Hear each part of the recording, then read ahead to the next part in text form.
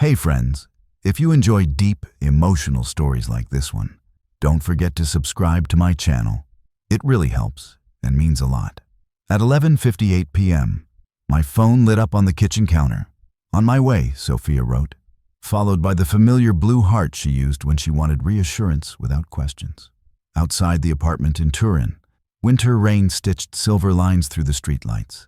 The Po River was swollen and dark somewhere beyond the buildings, breathing damp cold into the night. I stood still, coat still on, keys in my hand, listening to the old clock above the stove tick toward midnight. At 12 o'clock, I watched her car park somewhere else, not downstairs, not along Via Madama Cristina, but on my phone screen, through the tracking app she'd insisted we share for safety. Her icon stopped near Corso Moncalieri, and by the old villas that climbed the hill like discreet secrets. One address in particular made my stomach tighten. Villa Rinaldi, my family's name, carved into stone in memory. I didn't call her. I already knew. The Rinaldi family had always lived on that hill. Generations of lawyers, industrial consultants, men who never raised their voices, and women who learned early how to smile while bleeding. My grandfather built his power during the chaos after the war. My father refined it, turning influence into a kind of inheritance more valuable than money. And then there was my Uncle Lorenzo, the shadow everyone pretended wasn't there. Growing up, Sundays were ritual. Long lunches with tangerine and roast meat, my grandmother scolding us in Piedmontese dialect, and the adults drinking Barolo and discussing court cases as if they were chess problems. I learned early that family loyalty was absolute, but truth was negotiable. My mother learned that too, the hard way. She died when I was 17, officially from an overdose of sleeping pills. Accidental, they said. She was fragile, they said. I remember my father's hand on my shoulder at the funeral, firm and steady, as if anchoring me to the ground, while the priest spoke of peace. What they never said out loud was that my mother had been preparing to leave. She had found documents, offshore accounts, bribed officials, a quiet trail of ruined lives leading back to our dining table. She had argued with my father, with Lorenzo. The walls of the villa remembered those arguments, even if no one else would. After her death, I stayed. I studied law. I became useful. Survival sometimes looks like complicity when you're young and afraid. Sophia entered my life years later, warm and impulsive, from Milan, with a laugh that made rooms feel less heavy. She said she admired my discipline, my calm. I didn't tell her that calm was something I'd learned the way one learns to hold breath underwater. When my father fell ill, the family gravity shifted.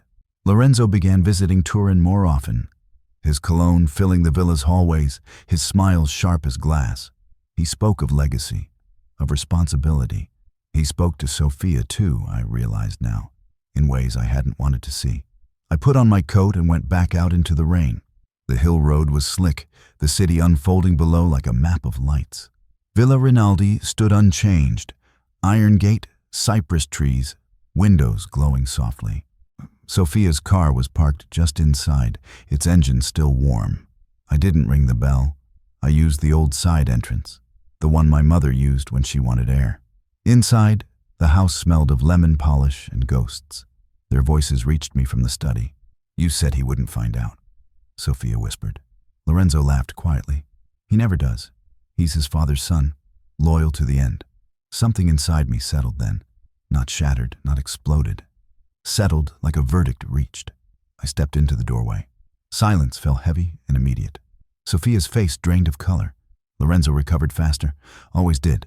"Nephew," he said, as if this were a coincidence. "You should knock." "I watched you destroy my mother," I said calmly. "And now you're rehearsing the same play."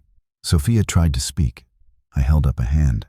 "This isn't about love," I said to her. "It's about proximity to power. I understand that better than you think." Lorenzo smiled, thin and indulgent. "You sound emotional. Dangerous in our family." I nodded. "That's why this ends tonight." What Lorenzo didn't know, what none of them knew, was that I had finished my mother's work. For years, quietly, I'd collected evidence, traced money, recorded conversations. Not to expose the family. Not at first. I told myself it was protection. But protection and revenge share a border. I turned my phone so they could see the email drafts, the scheduled sends, the names of journalists in Rome, Berlin, Brussels, European prosecutors who loved nothing more than a slow, elegant scandal. If anything happens to me, I said, this goes public, not just you, all of us. The villa, the hill, the myth. Sophia started crying. Lorenzo stopped smiling. You'd destroy your own blood? He asked.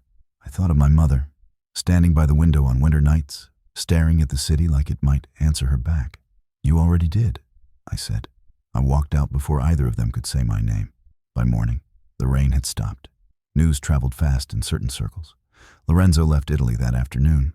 My father died 2 weeks later, quietly, without speeches. Sophia never texted again. Sometimes, on clear nights, I walk along the river and watch the lights tremble on the water. Revenge didn't bring peace. It brought silence. But in that silence, for the first time, the clock in my kitchen ticks without sounding like a warning. And when it strikes midnight, I am exactly where I said I'd be.